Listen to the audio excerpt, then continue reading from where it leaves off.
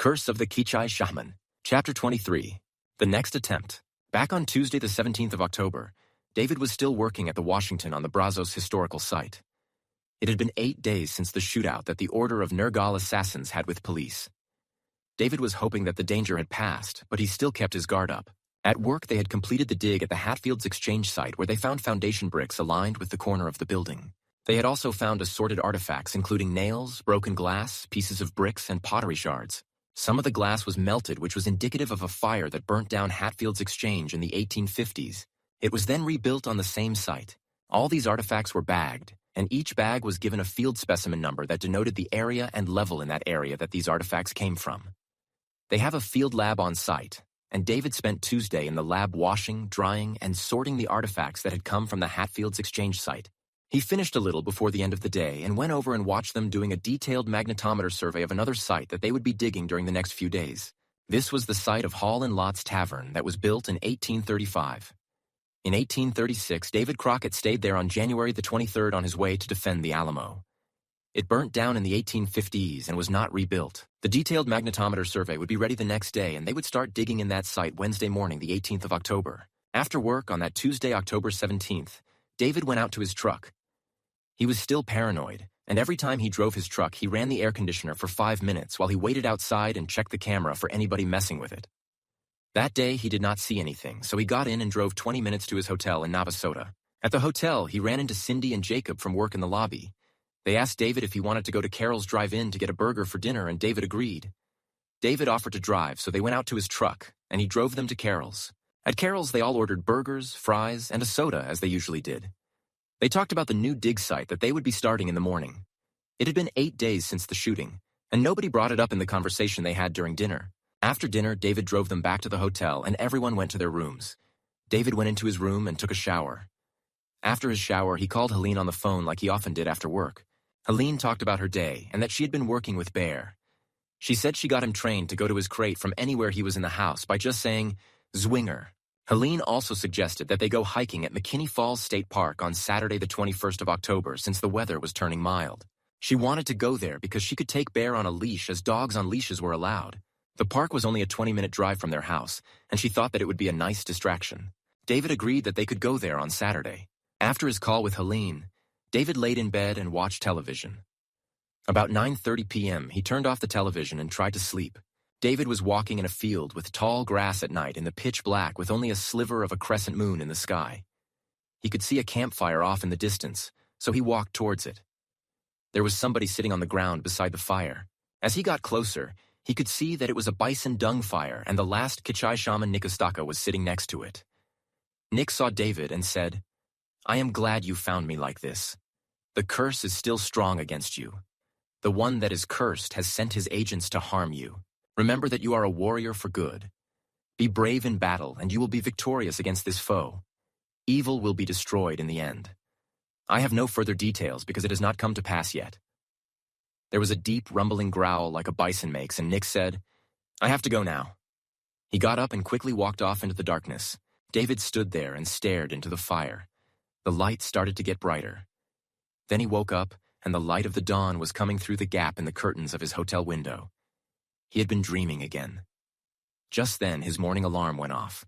He got up and got ready for work. He went and had breakfast at the buffet in the hotel lobby. He went out to his truck and got the camera off the rearview mirror, then ran the air conditioner for 5 minutes while he stood outside and fast-forwarded through the video of that night. He did not see anything on the video, so he got in his truck and drove to the Washington on the Brazos historical site to go to work. At work, they began by marking out units at Hall and Lots Tavern site over areas of interest that showed up on the magnetometer survey. Almost immediately, they uncovered the foundations of a 20th century storage shed that they knew about from the historical record. For the most part, the units they dug were unproductive, but there were several pieces of hand-painted ceramic shards. They did not find any sign of an earlier structure in their first 8 units, so they expanded north on Thursday and Friday. At the end of the day on Friday, at the bottom of one of the units, they came upon something of interest, but because it was the end of the day, it would have to wait until Monday. David drove straight back to Austin from his work at the Washington on the Brazos historical site. He got home about 7:25 p.m. that evening. When he came in the door to their house, Helene was waiting for him in the kitchen with Bear. She said to David, "Watch this." Then she said in a commanding voice, "Zwinger!" and Bear ran out of the kitchen. Helene and David followed Bear, and he had gone into their bedroom and was patiently waiting in his crate. Helene said, "As long as the door is open, he always goes right into his crate." Helene called Bear out of his crate and continued to work with him while David took a shower in the bathroom attached to their master bedroom.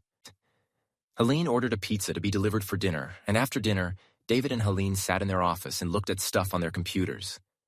David visited his old YouTube channel and saw that his videos were still getting views despite being 3 years old.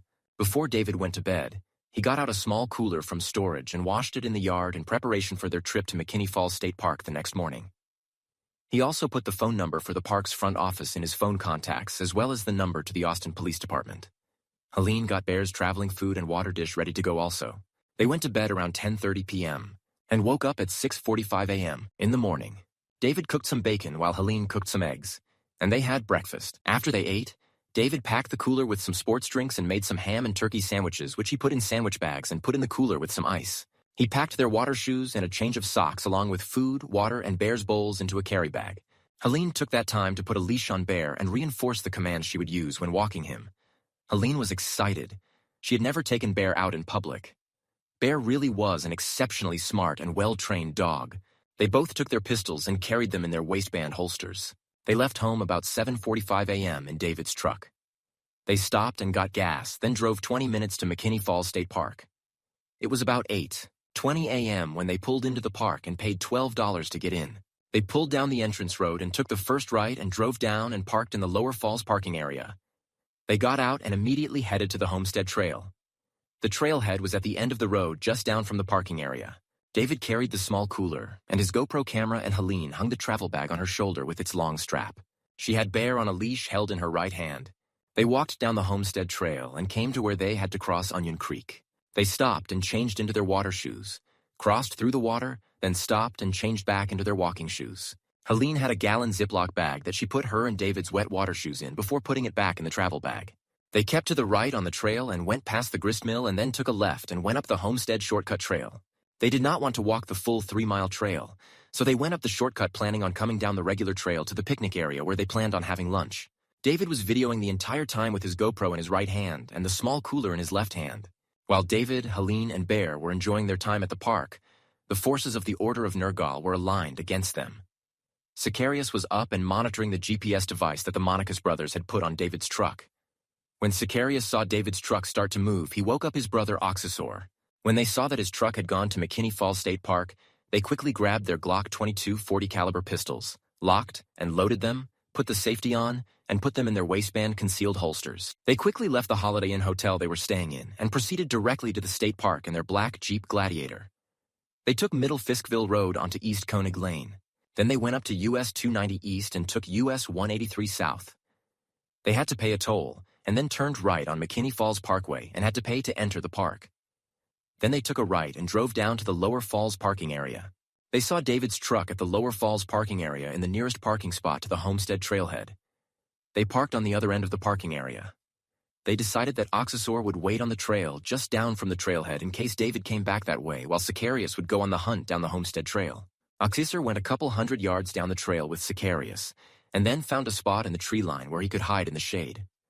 Sicarius continued down the trail, crossed Onion Creek, stayed to the right, and headed further up the Homestead Trail looking for David. David and Helene had walked all the way up the Homestead Shortcut Trail and most of the way back down the regular Homestead Trail and were coming to the picnic area. There were very few people on the trail that day, so it seemed strange when they saw a solitary young man coming up the trail. David walked ahead of Helene and Bear and went to go around the young man. David was still videoing with his GoPro when Sicarius approached him. Sicarius walked within 10 feet of David and said, "David Matter, this is for Richard Nergal."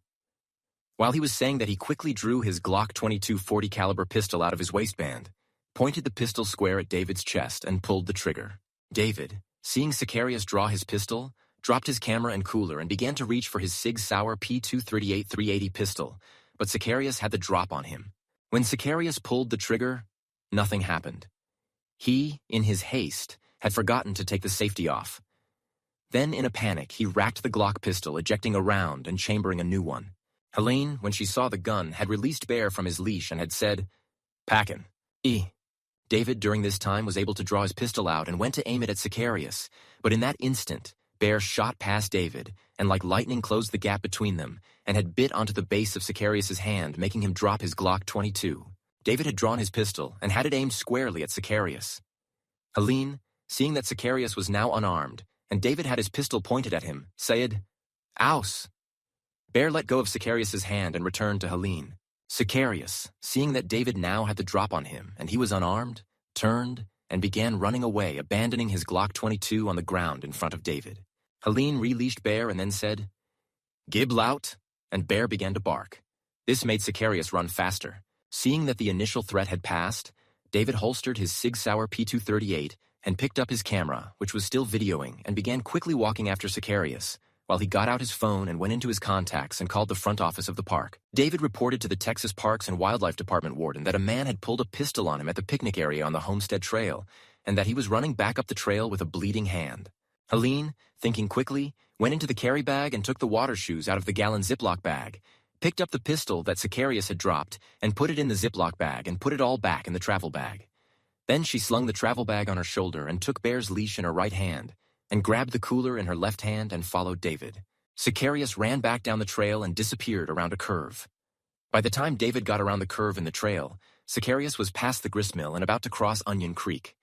David was still on the phone with the warden. By the time David got back across Onion Creek, he had lost sight of Sicarius, but he could still see a blood trail caused by Sicarius's bleeding hand. Oxysor had seen his brother Sicarius running back up the trail and called him over. Oxysor was at a part of the trail that had woods on one side and a field of rocks on the other side. Oxysor was in the woods with his brother when David appeared, walking quickly on the trail. Oxysor stepped out of the woods and fired several shots from his Glock 22 pistol at David, but missed. David ducked behind a large rock. David dropped his phone and camera and pulled out his Sig Sauer P238. Oxysor kept firing until his clip was empty. David peeked over the rock and saw Oxysor fumbling with his pistol's clip, so he raised up and took aim and fired one shot aimed at the center mass of Oxysor. The bullet struck Oxysor in the upper right arm, and it went through the bone, causing nerve damage that affected his right hand, so that he could not manipulate his pistol to put in his second ammunition clip. He could not manage to reload his pistol. He grabbed his Glock with his left hand, but still could not manipulate it. The brothers panicked, and both ran up the trail towards the parking area, dripping blood all the way. David did not see them run, because after he fired the one well-aimed shot, he hid back behind the rock again. David picked up his phone with his left hand and told the warden that he was being shot at. The warden David was on the phone with had alerted the Austin police, who were on the way to the state park. David peeked over the rock and saw the brothers running up the trail. He holstered his Sig Sauer P238, picked his camera up, and headed back down the trail in the direction of Helene. They met up as Helene and Bear were crossing Onion Creek, and they went on up the trail towards the Lower Falls parking area. There was a trail of blood showing where the brothers had been. Sicarius and Oxysor had made it to their Jeep Gladiator. Sicarius' hand was bleeding and broken, and Oxysor's arm was badly damaged and gushing blood, and because of nerve damage, he could not use his hand. It took a few minutes for Sicarius to get his remote key out of his pocket with his left hand. He pushed the remote start button and the Jeep roared to life. They both got in, bleeding all over the place. Sicarius could not manipulate the gear shift to the 6-speed manual transmission. Oxysor fought through the pain and yelled at his brother, "Clutch!" Then Oxysor with his left hand put the Jeep Gladiator into reverse. Sicarius backed out of the parking spot. The warden that David was on the phone with told him that the Austin police had arrived and were blocking the exit. David, Helene, and Bear had made it to the parking area and saw the Jeep Gladiator back out and stop. Sicarius and Oxysor were inside the Jeep trying desperately to coordinate their efforts to drive the Jeep with their injuries. But it was taking some time because both of them were frantic and only had use of their left hands. David told the warden that he thought that they were in a black truck unfamiliar with the look of a Jeep Gladiator and that they were attempting to leave the Lower Falls parking area. The warden relayed the information to the Austin police. Working together, the brothers managed to get the Jeep into a forward gear and headed down the road that exited the parking area. Oxysor yelled, "Clutch!" and managed to get the Jeep in second gear. At the T in the road where they needed to turn to get to the exit, an Austin police car had blocked the road, but without slowing down, Sicarius cut the corner and went through the grass to avoid the roadblock. The Austin police car radioed to the other police a description of the fleeing vehicle and then turned around to pursue it. Just after the brothers rounded the corner, Oxysor yelled, "Clutch!" and shifted into third gear. There was a road off to the right that they could have taken, but they barreled forward toward the gate near the buildings at the entrance of the park. Another Austin police car came racing up and stopped at the gate, blocking the way. Sicarius stopped short of the police car and yelled at Oxysor, "Reverse!" But as Oxysor was trying to shift, the Austin police had them blocked in on both the front and back. The police had exited their vehicles and drew their weapons and began to yell, "Hands! Show me your hands!" The brothers had nowhere to go. Sicarius raised both his hands and Oxysor raised his left hand. The Austin police held their ground and yelled at Oxysor to raise his other hand.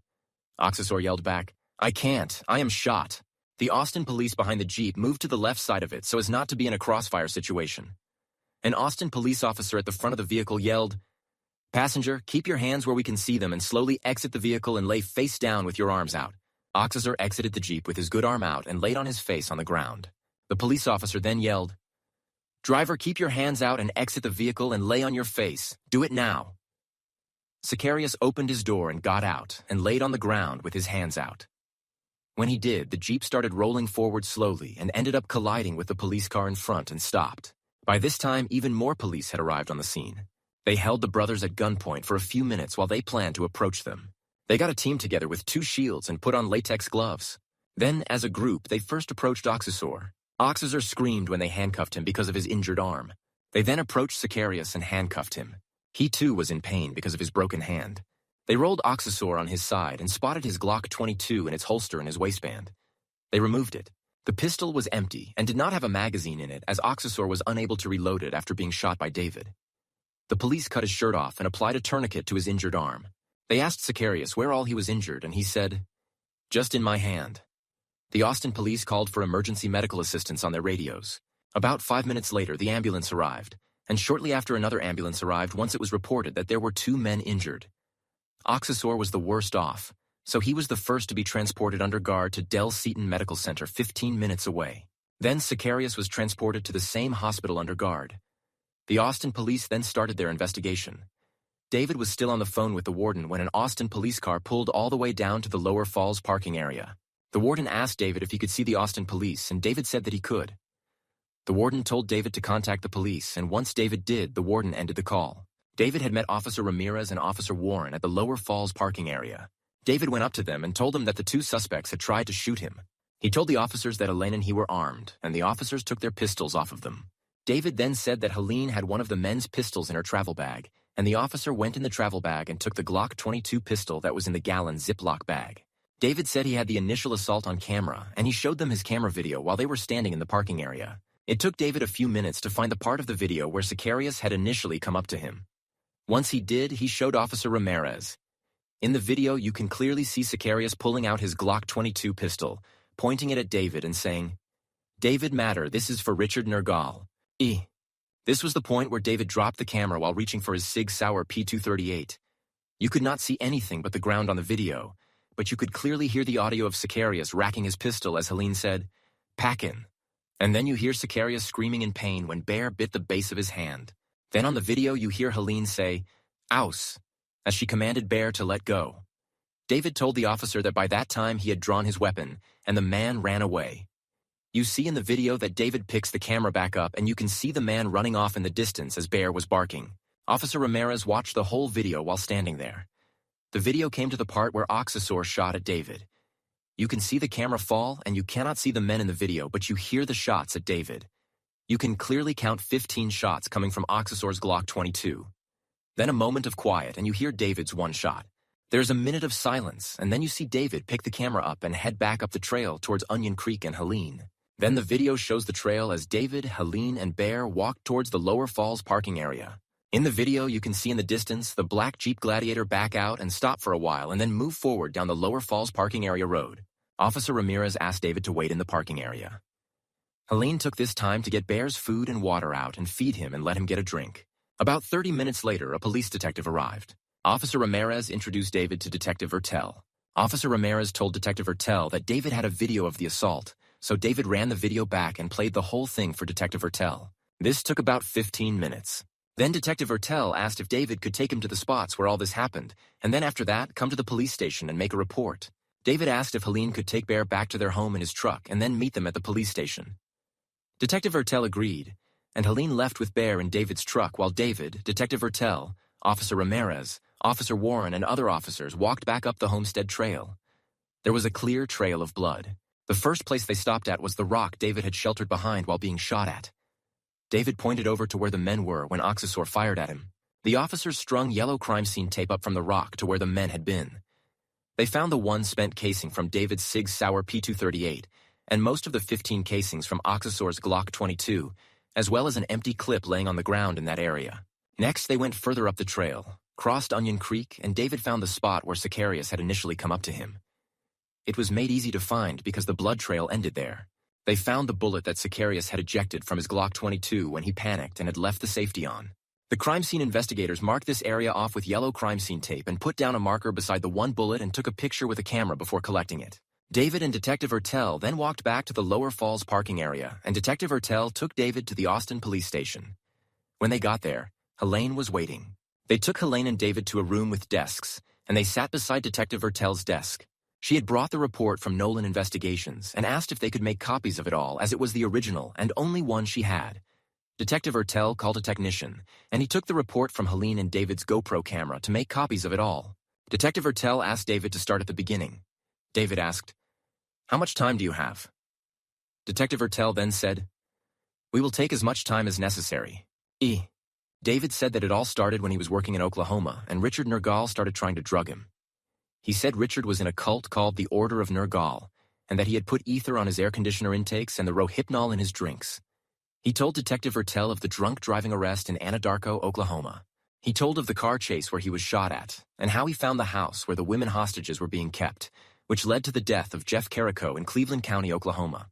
He told of the man he caught on video, which led to the report by Nolan Investigations. David told him of the sniper attack at his new place of work at the Washington on the Brazos historical site, and the death of Chris Folsom and the arrest of Ethan Carrico. David went through his phone and gave Detective Ertel the names and phone numbers he had for all of the police officers, sheriff's deputies, and detectives that he had contact with during these various events. This list included Detective Moody and Detective Hayes from the Anadarko Police Department. It also included Detective Elm from Cleveland County and Lieutenant Gorder from Washington County. He also gave Detective Ertel the names and phone numbers of Ranger Turnbow of the Texas Rangers and Special Agent Bartley of the FBI. He said that they all were involved in some aspect of his ongoing cases. David then went into what had happened earlier that day. Detective Ertel told David to start at the beginning, so David said he woke up at 6:45 a.m. that morning and left his house at 7:45 a.m. He said, "We got to McKinney Falls State Park at 8:20 a.m. after we stopped and got gas for his truck. We parked at the Lower Falls parking area and headed directly for the Homestead Trail. We went down the trail and came to Onion Creek. We changed our shoes to water shoes and crossed the creek, then put our dry shoes back on and put our wet shoes in a big Ziploc bag. We walked past the grist mill and went up the Homestead Trail shortcut. We came down the Homestead Trail and were almost to the picnic area when the first man approached. He had gotten 10 feet away from me and pulled out an automatic pistol. He said this is for Richard Nergal and tried to fire his gun, but it did not go off. He racked the slide and ejected a casing and was about to shoot. I had dropped my camera and cooler and was reaching for my Sig Sauer P238. My wife, seeing him with a gun pointed at me, released our fully trained guard dog Bear, a Belgian Malinois, and Bear charged past me and bit his gun hand like he had been trained to do. David went on to say, "That man dropped his pistol, and by that time I had my pistol out and pointed at him. He ran away. My wife called Bear back to her and commanded him to bark. This made the man run faster. I picked up my camera and walked quickly after him. I called the front office of the park on my phone and told the warden that a man had pulled a gun on me. I stayed on the phone with him as I followed the man," David said. "My wife picked up his pistol and put it into the big Ziploc bag after taking our shoes out of it. I found out later," David said. I continued walking after him and crossed Onion Creek heading to the Lower Falls parking area. I had lost sight of the man and was thinking I would get his car on video at the parking area. Then another man started shooting at me and I ducked behind a large rock and dropped my phone and camera. I got my pistol back out.